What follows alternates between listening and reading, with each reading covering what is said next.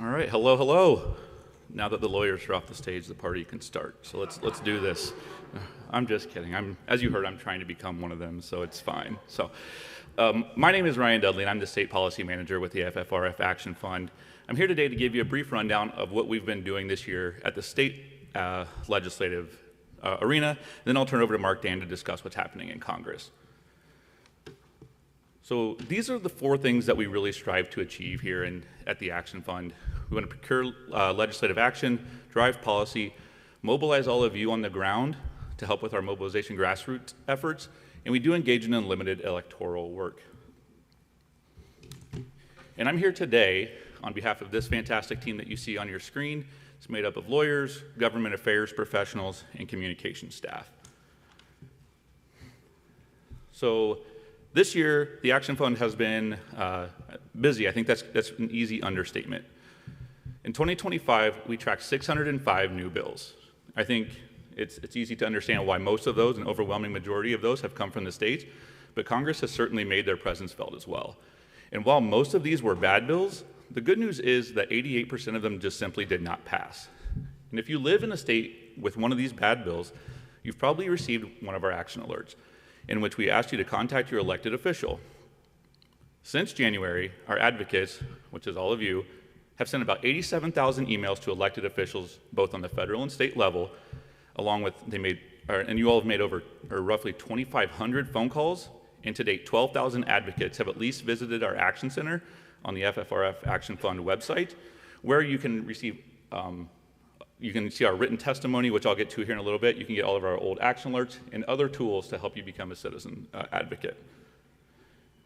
So as I said, the Action Fund website that I just mentioned, and I'll direct you to there later if you have not already found your way there, you can see all of our past written testimony. This past legislative session, we wrote 34 pieces of separate pieces of testimony, which is a substantial increase from the years prior. And while we all understand that this current political environment is probably not the most welcoming for our work, we were able to secure a number of substantial victories.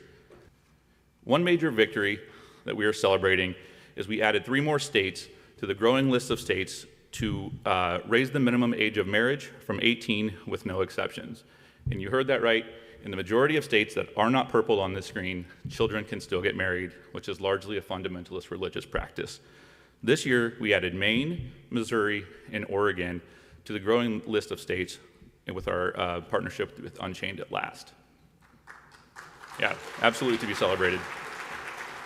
The Action Fund is committed to preserving bodily autonomy for all, and that's why we've partnered with Compassion and Choices to advocate for medical aid in dying. In the face of constant, yeah, absolutely, let's go. I said it's a party, let's turn it up a little bit, right? All right. In the face of constant opposition from the Catholic Church, Delaware became the 11th state to recognize a person's right to end their own life on their own terms with dignity.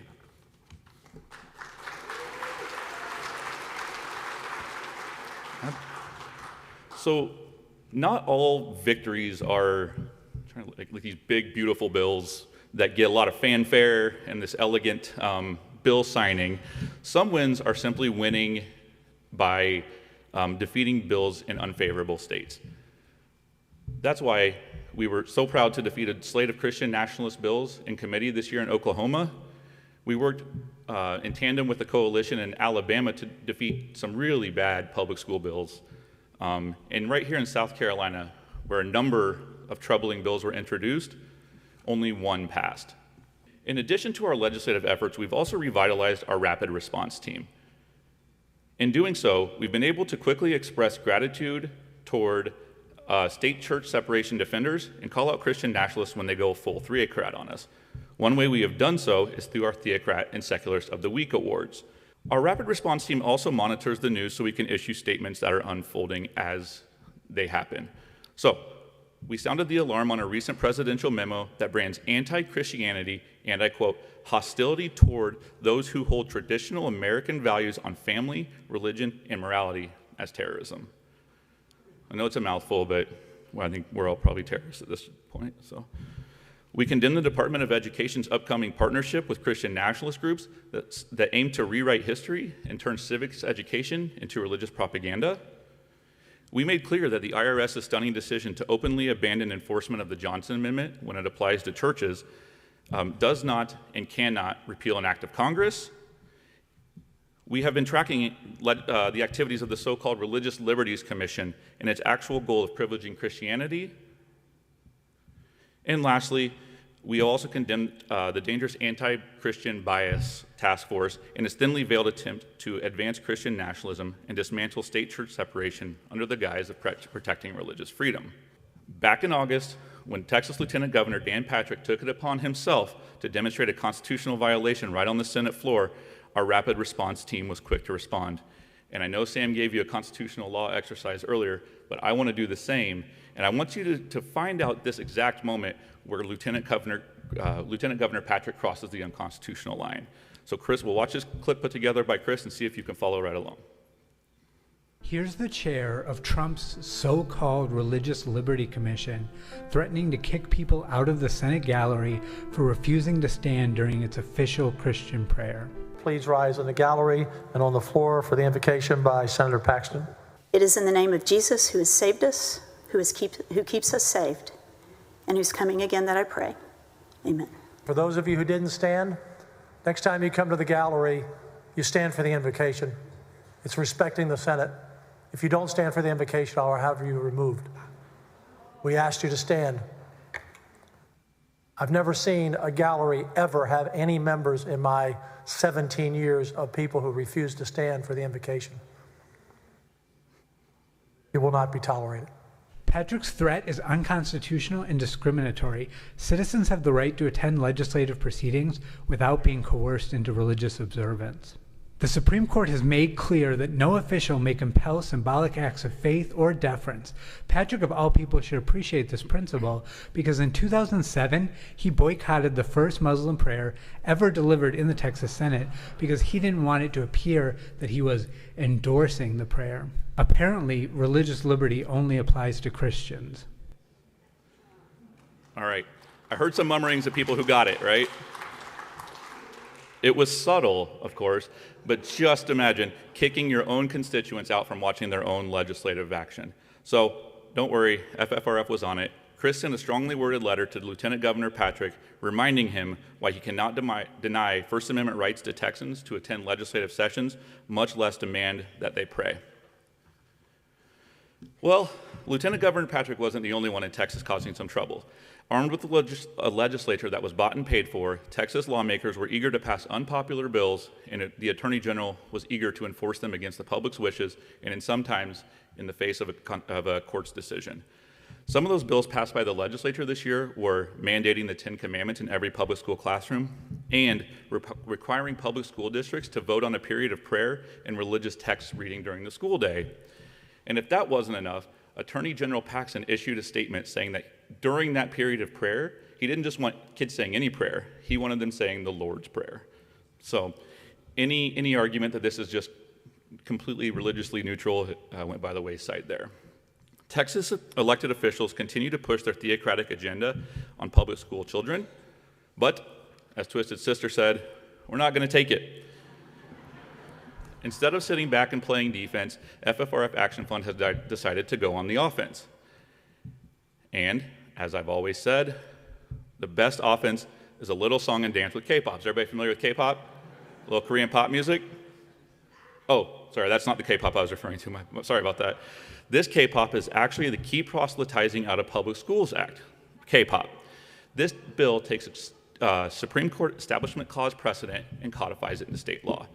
As the court has proven time and again, they are not afraid to tear down decades upon decades of precedent. With this bill, we will seek to ensure that public school students remain free from coerced prayer, free from distracting and divisive religious iconography, and free to get a public education without feeling ostracized or less than. Now, more than ever, we must be proactive to ensure that essential American freedoms remain protected.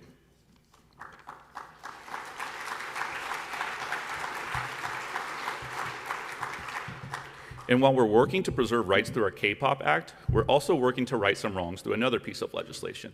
The Children Have a Right to Medicine Act, or the CHARM Act, is a simple bill that repeals harmful exemptions. In the majority of states, about 40, parents can claim a religious exemption for failing to seek medical care, proper medical care, for their sick or injured child. This can absolve parents of legal repercussions if their child were to die or become significantly injured because of their neglect. And the C4 team has been busy hitting the road to pitch these ideas to lawmakers and getting our ideas out to the public alike. Here's a picture of Caitlin Beret, our governmental affairs coordinator, and I at the National Conference of State Legislatures in Boston, where we had the opportunity to meet with lawmakers and their staff to introduce our legislation and to remind them of the importance of state-church separation. Here's Mickey giving a presentation at the Secular Student Alliance in Cincinnati this year, and you'll get a chance to hear from Mickey, I know, after the break, so you definitely want to come back for that. Here's a screen grab of Senior Policy Counsel Ryan Jane giving a presentation to nearly 2,000 webinar attendees on the importance of state court races and how those races have a direct impact on state-church separation. This is a picture of Mickey speaking at an event in Dallas on the importance of keeping public schools free from religious influence. And lastly, here's a picture of Mickey after giving a presentation to our FFRF chapter in San Francisco. So here's the last thing I'd like to highlight about our work. It's no secret that Christian nationalists have identified school boards as fertile ground to implement their theocratic agendas. Well, we're fighting back to inform school board members of their rights, obligations, and responsibilities to ensure that public schools remain welcoming and open to all students. This picture shows Ryan Jane and Mark Dann, along with FFRF Action Fund board member Sean Malloy at the National Association of School Boards. And while we're in Madison, I would say we're hard at work, but we need your help. This year, we've made it a priority to increase chapter engagement so you can work with lawmakers, host educational webinars, and discuss ideas that protect our rights.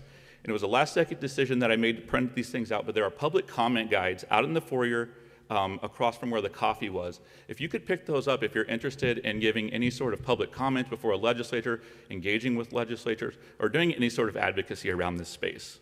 And lastly, here's a quick video from Mickey to discuss the importance of contacting your members. It's riveting, I tell you. You guys are in for a treat when we get it up. Hi, I'm Mickey Dollins, Regional Government Affairs Manager for the FFRF Action Fund. I've served in the Oklahoma House of Representatives for nearly 10 years now, and here's something you should know. Contacting your elected officials does make a difference, especially on issues related to state-church separation. As skeptics and freethinkers, we like data and research. So here's something you should also know. A Michigan State University study found that when constituents reach out, legislators are up to 20% more likely to support their position. Yet only 19% of Americans contacted their officials over the course of a year during that study. That's why we need your voice in this fight. And the easiest way to do that? Sign up and take advantage of our action alerts. With just a couple of clicks, you'll be directed to your elected officials on a particular bill that we've identified which threatens the separation of church and state. We'll give you a script to get started, and you can add your own personal reason why this matters to you. Every call, every email makes a difference, and the more personal your message, the more weight it carries. Look, I know it's exhausting, and that's the point. The forces behind Christian nationalism, those who are pushing these bills, want you to feel powerless and tune out. But the truth is, every call, every email, every action alert is proof that we're still in this fight. Frustration isn't a sign to step back. It's fuel to step forward. So make that call, send the email, sign up for action alerts, and let's show them that our voices matter, because they absolutely do.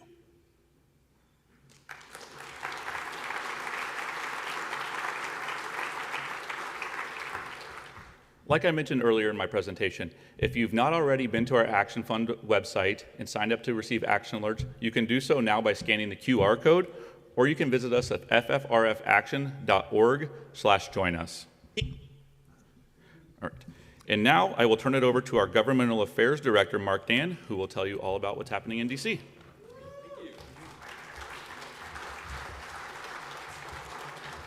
All right, thank you, Duds. I don't know if he touched on this a little bit, but Ryan Dudley works for us full-time, has, I think, 3 kids, and goes to law school full-time as well. I don't know how he does that, so I am always in awe of his work.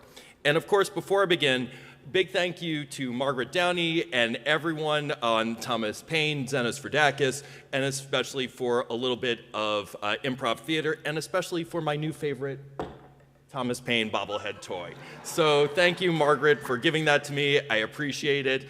And I guess Thomas can hang out with us for a little while as well. This could be a cool thing for members of Congress, just FYI. All right, so as we begin, where were you on election night in November?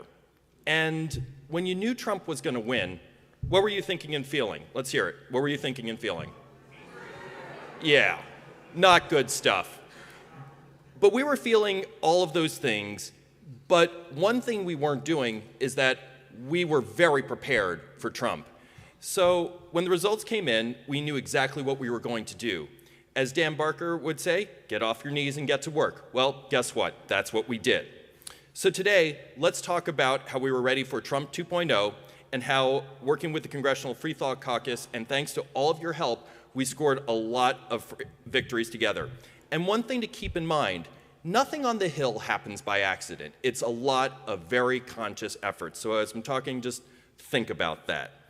So as many of you know, the Congressional Freethought Caucus those are our champions in Congress for protecting the separation of state and church and the rights of non-believers.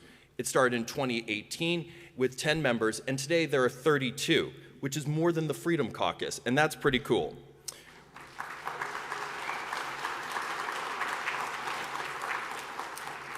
We wouldn't be where we are today without them, and together we've made the caucus stronger, louder, and bolder. And a big part of our success on our team is our team, who Ron Dudley mentioned a little earlier. And I wanted to thank our board members, Annie Laurie Gaylor, Lisa Strand, Megan Hatcher-Mays, Sean Malloy, Jocelyn Williamson, and Brandy Alexander. Jocelyn, Lisa, and Annie Laurie are here today, so please join me in thanking them. So thank you so much for all of them.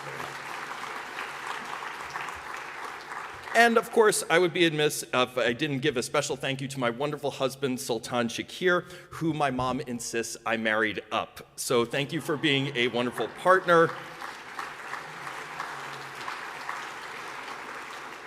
And surviving your first FFRF convention so far. So, all right. And then these members of the Freethought Caucus, obviously there's a lot more and you can see them on our website as well. Our preparation for Trump 2.0 began back in the summer of 2024. We worked closely with Representative Huffman to establish the Stop Project 2025 task force, and it's not an accident that Congress's out-humanist was the leading voice in Capitol Hill to oppose Project 2025. Our community saw the danger of Project 2025 much faster than most groups, and that's something to be proud of. Thanks to all of your calls, emails, and engagement, we worked to rally organizational and congressional support to oppose Project 2025. We were ready to go when all this happened. So when Trump came in, his first order of business was to start to oppose nominees. And this was the one guy we were very worried about. So we knew there were going to be high-profile nominees like Bondi and RFK Jr., but this guy, Russ Vought, was the one we were worried the most about. We knew there was going to be a coverage gap. And so if you read Project 2025, the far right wants to centralize power in the White House, particularly in the Office of Management and Budget, and to implement a Christian nationalist agenda. The Office of Management and Budget was going to be the nucleus that will dictate to the departments their priorities, what their priorities are, and we knew, of course, about Russ Vought. You may see in one of the pictures someone who looks a little familiar as well. And with Russ Vought, if you could grow somebody in a lab who represented all the parts of the modern far-right movement, support for austerity, authoritarianism, and Christian nationalism, it'd be Russ Vought. We teamed up with the Project on Governmental Oversight to lead a coalition to fight hard on this nominee.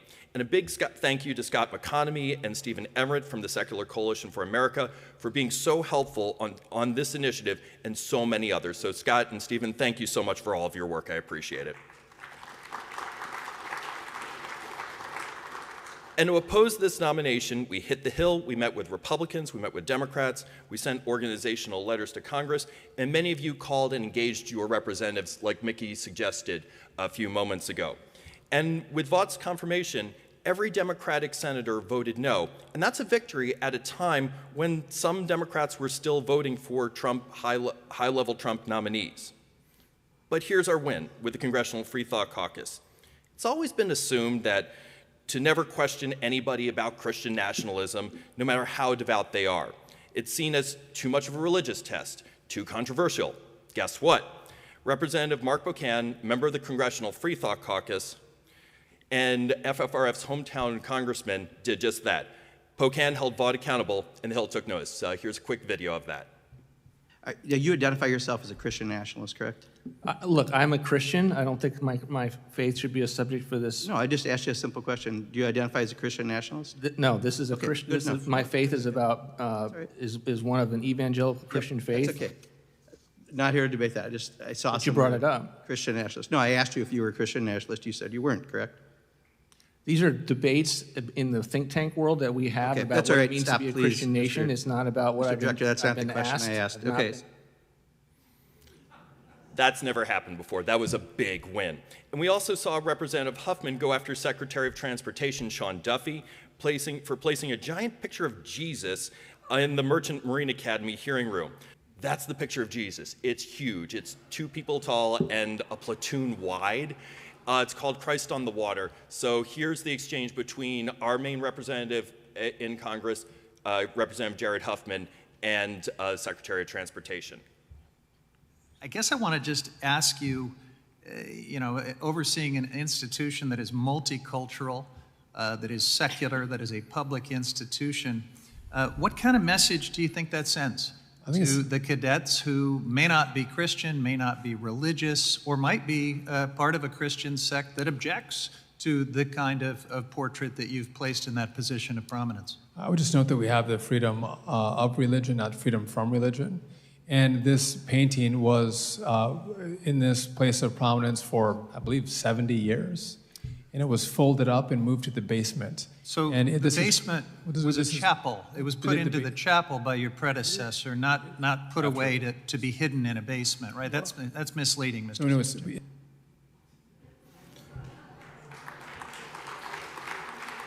And that's never happened. You have 2 very strong members of Congress who are leading on our issues on separation of church and state. So what was being a whisper is now being spoken out loud in Congress, and that is not an accident. So well done for our community. And then we went on the offensive again with the National Prayer Breakfast. And because of our work, congressional attendance went down again, and longtime regulars Pelosi, Schumer, and Coons stayed away. We also led a coalition of 25 organizations to oppose the breakfast, and a big thank you to Mandisa Thomas and Black Nonbelievers for being such a strong part of that effort. So Mandisa and Black Nonbelievers, thank you so much.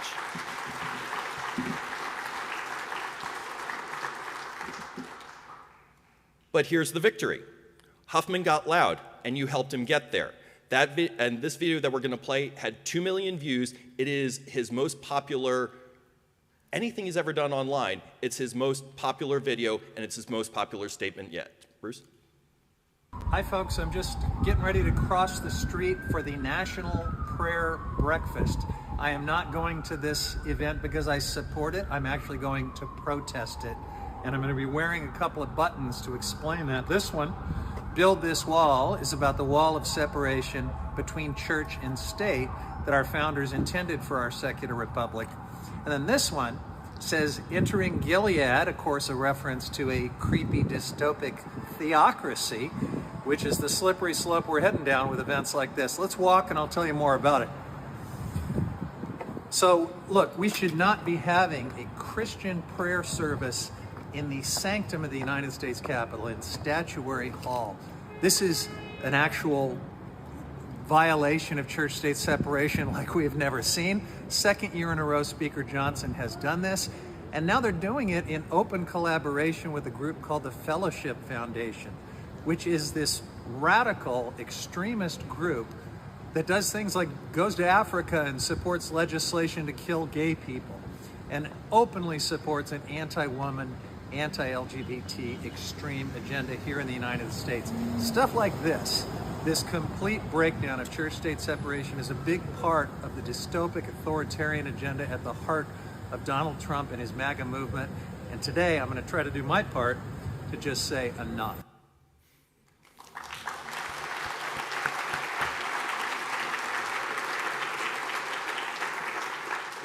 So again, we have members of Congress going on the offensive on church-state separation, very strong, and leading on that as its own issue. That is a major victory. And while we were making noise with Representative Huffman, we were also fighting further on Capitol Hill during the reconciliation process. So obviously during the reconciliation bill, that's where the Republican Congress put as many of their fiscal priorities in one bill as humanly possible. We went hard on private school vouchers on that. The Freethought Caucus was the leading voice in Congress. We also teamed up with Planned Parenthood of Wisconsin on preserving Medicaid funding to Planned Parenthood. Obviously, unfortunately, it didn't work out as we would have liked in an ideal world, but we fought very hard. Again, we lifted the profile of the Congressional Freethought Caucus. They did an excellent job, and our partnership with Planned Parenthood is enduring and unbreakable. So we saw there was going to be another opportunity to rally the secular community with our annual Reason reception with our friends at the Secular Coalition and the American Humanist Association. We stole a page from the Dan Barker playbook, use humor as power. And if you bring wit and humor to something frightening, that thing isn't so scary.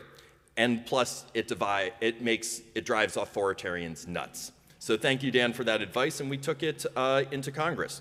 So we invited comedian Leanne Lord as our MC, who is standing next to Annie Laurie. You may have recognized her from a lot of our programming around the Scopes trial. And somehow, Leanne managed to blend Star Trek jokes, Thomas Jefferson jokes, and Mike Johnson jokes into one presentation.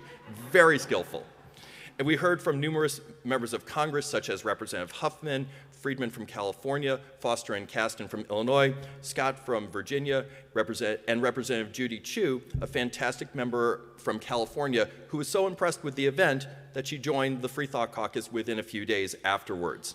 And so here is a quick excerpt with Representative Raskin's remarks as well. Thank you, Jared Huffman. You know, the Freethought Caucus used to just be Jared and me sitting next to each other on the floor, and I would tell him jokes, and he would get up and object whenever anything religious happened from the rostrum. And I think he started getting sick of my jokes, and I started getting sick of being the only person sitting next to him when he got up to object and embarrass me in front of the whole house. But now we got 26 people who can be embarrassed together, so that's pretty cool. So again, that video is a little outdated because now it's 32 members of the Congressional Freethought Caucus as well. And that's a good thing. Our keynote speaker for the evening was former Representative and Congressional Freethought Caucus member, Representative Susan Wild. She represented in Congress the swingiest swing district in the swingiest swing state in the country. So unfortunately, Representative Wild lost her election last year by 4,000 votes. Her district is Allentown, and so that gives you a sense of what's there.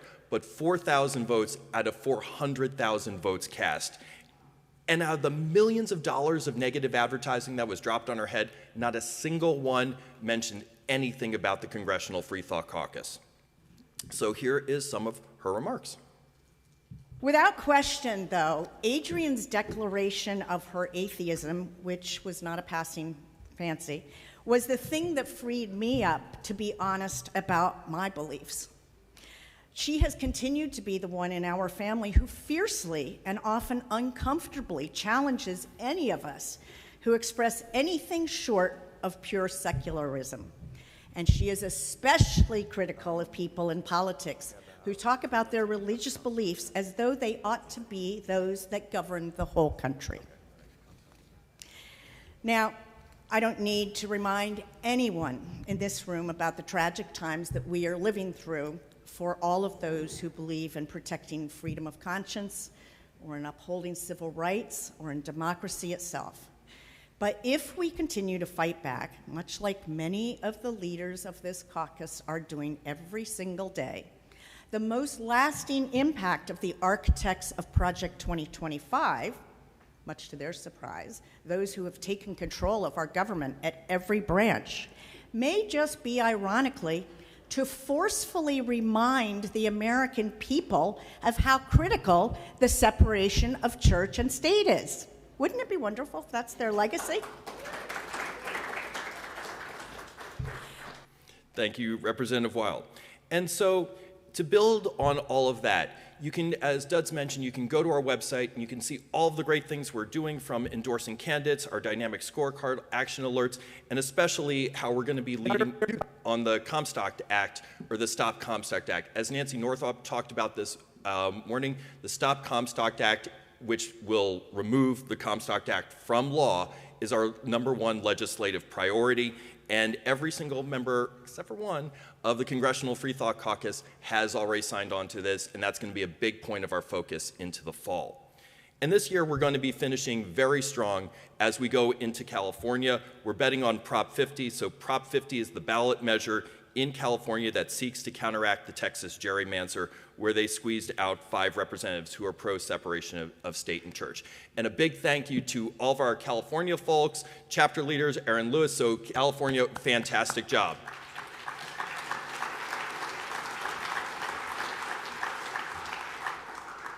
On that, and so in part of our programming, we had Representative Zoe Lofgren. She was on Freethought Radio with Dan and Annie Laurie. She gave folks a behind-the-scenes look at things. And then we also had our town hall. So here's a quick video from that.